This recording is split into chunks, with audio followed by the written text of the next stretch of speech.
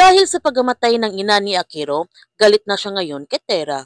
Galit na sinabihan ni Akiro si Tera kung nag-isip lamang siya ng paraan kung sumama na lamang siya doon sa mga kalaban, hindi ito nangyari sa kanyang ina at walang maraming nasaktan na mga tao. Galit din ang ama ni Akiro kay Sangre at sinisi niya si Sangre kung bakit namatay ang kanyang asawa. Ligtas na sana ang kanyang asawa kung tumupad lamang si Sangre sa usapan. Ang akala ba niya tagapagligtas ito? Sinabihan naman ni Akiro ang kanyang ama na hindi niya maintindihan kung paano ito nagawa ni Tera.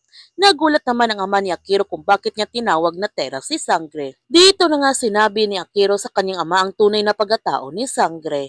Pati na rin ang mga tao galit na rin kay Sangre. Sinisi nila si Sangre sa pagamatay na kanilang mahal sa buhay. Gagamitin naman ni Gov Emil ang pagkakataon na galit ang mga tao kay Sangre. Sinabihan niya ito na huwag na silang magpapaloko sa peking superhero na yan at handa siyang magbayad ng malaki sa kung sino man ang makakahuli kay Sangre. Dahil sa malaking pera na pabuya ni Gov Emil, marami na nga ang mga tao na gustong hulihin si Sangre at gusto din nila maparusahan si Sangre. Habang ang ama ni Akiro, sinabi na nga niya kay Gov Emil ang tunay na pagkatao ni Sangre, na si Sangre at si Tira ay iisa.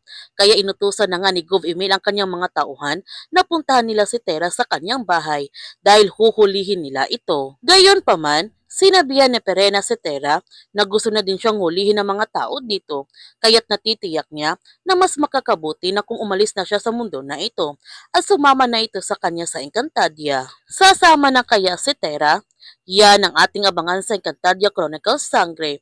Kung bago ka pa channel ko, don't forget to like, subscribe, and click notification bell para palagi kang updated sa mga videos na upload ko. Thank you for watching and God bless to everyone.